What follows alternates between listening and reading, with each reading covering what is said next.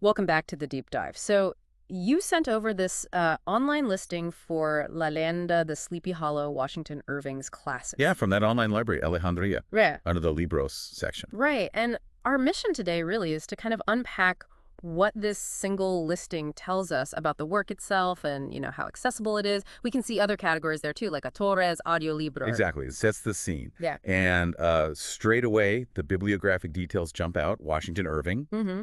The listing calls him uh, uno de los escritores más populares y prolíficos de su época.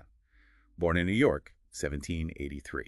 And it mentions this library has, 13 of his books? 13. Yeah, that itself says something about his staying power, doesn't it? It really does. And then right below that, you get the genre literatura y ficción terror.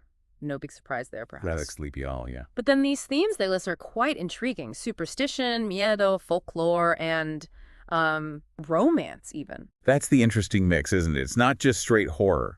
That folklore element especially, that must ground it somehow. Yeah, grounds the spooky stuff in, like cultural stories, makes it resonate more maybe. I think so.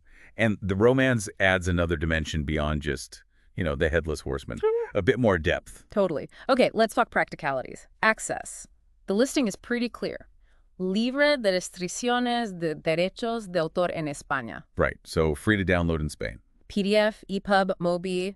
The standard ebook formats seem to be available. But there's that important caveat, Oh, yeah, definitely. Check your local copyright laws if you're outside Spain before you hit download. That's a crucial heads up. Absolutely. Navigating digital rights across borders is always something to keep in mind. Now, this is where it gets really interesting, I think. The usage stats. Mm-hmm. It says the book was added January 21st, 2020. Okay. Relatively recently in digital library terms. And since then, Yeah. over 30,000 views. And get this, over 35,000 downloads. Wow. Okay, so that's significant engagement. It's clearly not just sitting there. Not at all. People are actively seeking it out and downloading it. It tells you something about its continued popularity, doesn't it? It really does. It's certainly not a forgotten classic, at least not in this library's context. And for people browsing, it's also tagged in collections like Novelas de Terror y Suspense and Cuentos de Terror. Which is helpful, right? Mm, If yeah. you like that kind of stuff, it flags it directly for you. Right. Makes discovery easier. Exactly. And one last thing they list, otros libros interesantes, Arthur Conan Doyle, Edgar Allan Poe. Suggesting related reads. So connecting Irving to other big names in, like Gothic or mystery fiction. Yeah, kind of nudging you towards similar vibes if you enjoyed Sleepy Hollow. That's a nice touch.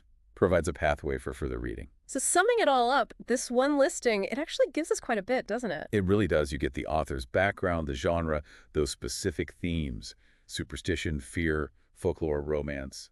Uh-huh. The accessibility, especially the clear status in Spain, and then those impressive view and download numbers showing its current relevance. It's a great example of how much you can glean from, well, what looks like just basic library data. It does make you pause and think, though. Why this story? A 19th century American tale. Still racking up tens of thousands of downloads in the